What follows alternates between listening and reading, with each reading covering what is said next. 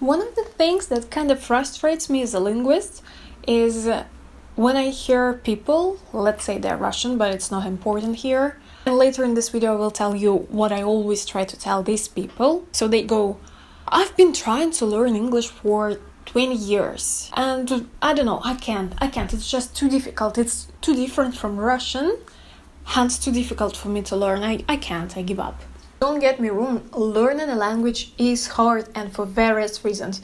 But one language being different from another just isn't one of them. And today I'd like to tell you why too. This is why in this video I wanted to bust the myth of Russian being too hard or just too different from your language to learn it easily.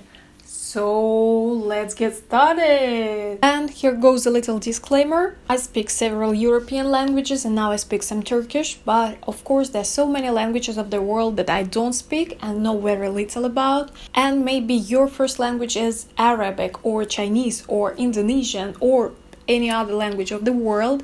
But first, you're watching this video in English, so I'm assuming you've managed to learn some English and can take it from here. And second, there will be this point number 10 in the video that I think is huge. I think it's a game changer. It makes it applicable for any language, any person in the world. Tell me in the comments below what is your native language and maybe it's the next language I should learn. And what other languages do you speak? Because I'm genuinely interested to know who is watching me and what are your interests. So please comment and thank you. And the first reason why Russian is considered to be so hard strikes you right away, and it's this.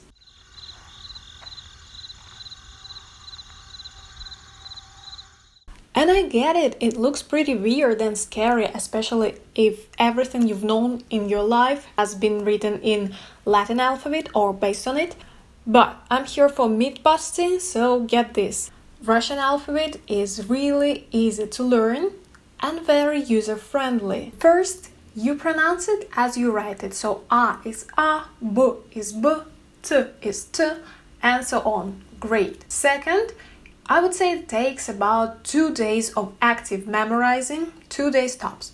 And then about a week of just practicing it, reading, writing, just practicing in other tasks. And then you remember it, then you get it. 2 days for learning the alphabet and then you're good to go forever. Plus, both the English alphabet and the Russian alphabet were based on the Greek alphabet and the Phoenician alphabet before that, so they come from the same place, and you will find that many English letters have the same equivalents in Russian. Seriously, I can't.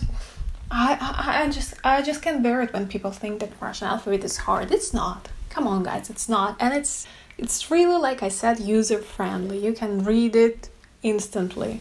Number 2 is the tense system. And I'm sure you didn't expect that one because I don't know why no one mentions that Russian tense system is much easier than many tense systems. And while English has 12 tenses to learn and French has about 20 tenses, thank you guys. Russian tense system is very logical. We have the past tense, we have the present tense, and we have the future tense.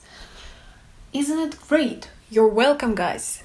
Well, frankly speaking, there's this one thing that turned 3 into 5, but more on that later. Basically, even 5 is easy to learn. And you don't have to do all 5 tenses at once. Practically, if you take it gradually, you will do very well with only 3 of them. More common vocabulary than you think. First of all, Russian is a part of this big Indo-European family of languages, which includes most of the languages from India to Britain. You will find many words that we have in common right from the beginning. If I say door in English and I say dver in Russian, and I don't remember the Sanskrit word, but the Sanskrit word also has something like dv, and if I say brat in Russian and I say brother in English and I say fratello in Italian, it's again the same word. And if I'm speaking about огонь, I think people who speak Hindi or Urdu can understand that I'm speaking about fire. So there are many words that come from the very beginning of time that we share. And then of course we have borrowed a lot of words on the go. Of course we've borrowed a lot of words from Latin and Greek.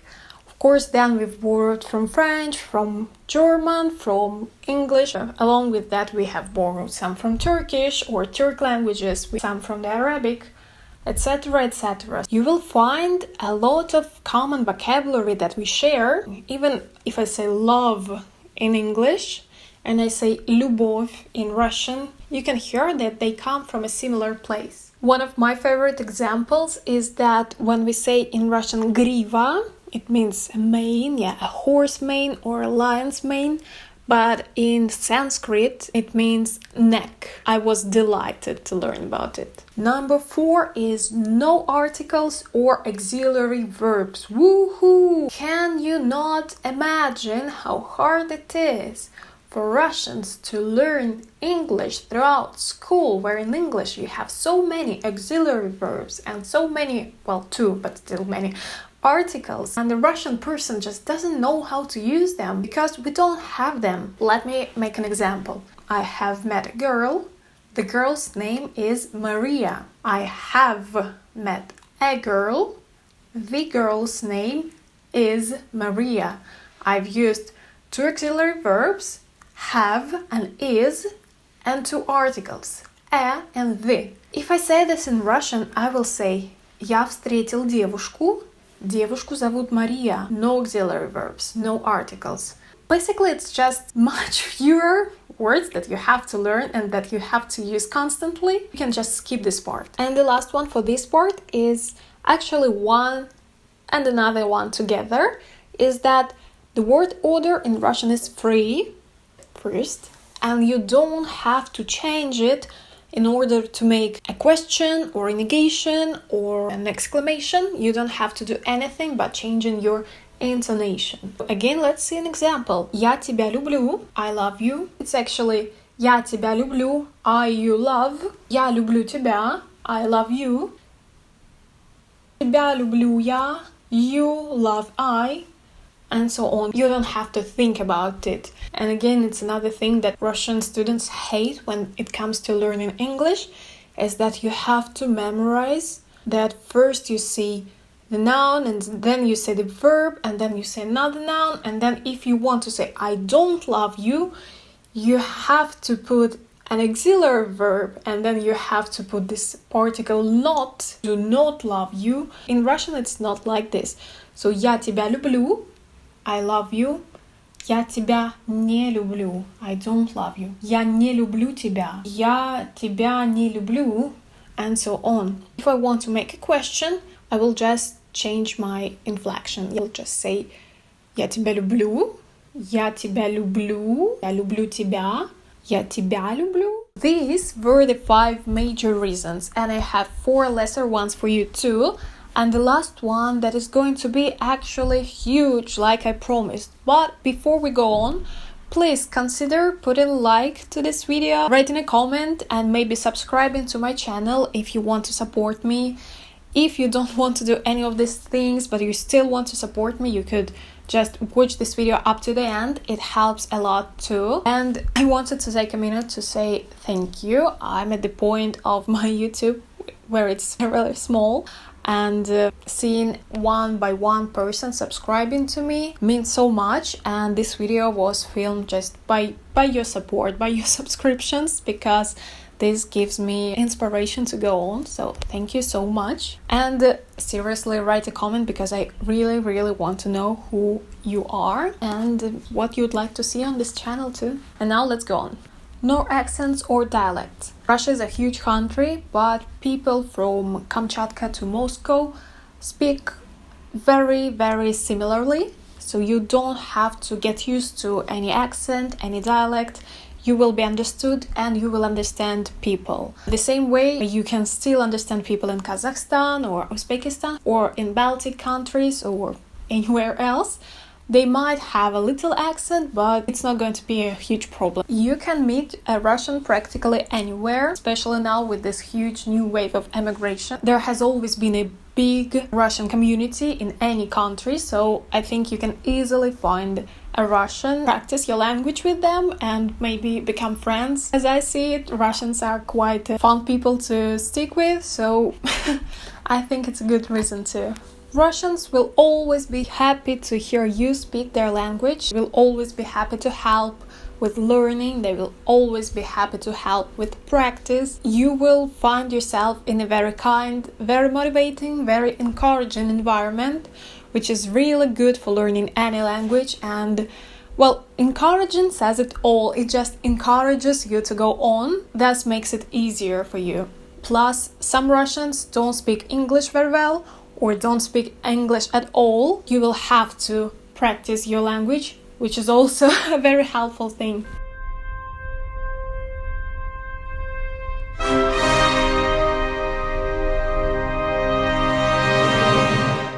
So the last thing there is, and it's huge, and don't laugh at me when I tell it, and this is the same thing that I always tell those people. You remember at the beginning of the video when someone just says that they can't learn English because it's just too different from Russian? So this last thing is that we are all the same.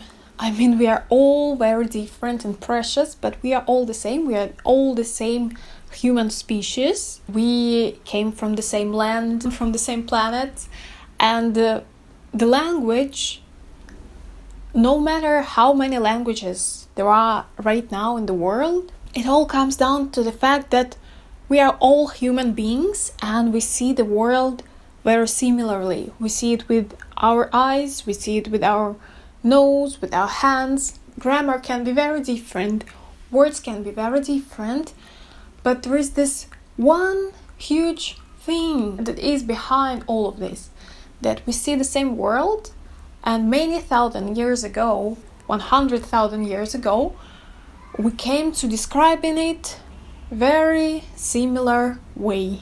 This is what I wanted to tell you. Sounds idealistic maybe. This is what helps me a lot. There are so many more things in common than there are differences between us. Focus on similarities because they can support us, because they can give us the strength to go on and to, learn a new language, learn a new way of expressing things, but still being a human being, and not being a human being who speaks 2 languages, 5 languages, 10 languages. But it's the same me, it's the same world I live in, it's just another perspective on seeing it. So this is all for now. In this video I gave you this optimistic outlook on why Russian is not that hard and not as scary as many people think it is. I think it's always a great idea to start looking at everything first from this optimistic prospect, how many things you can already know. But to be more realistic, you always need to see the second side of the coin, so you can go and watch my next video where I explain why Russian is considered one of the hardest languages to learn, especially to start with. So go check it out. So this is it, and thank you for watching.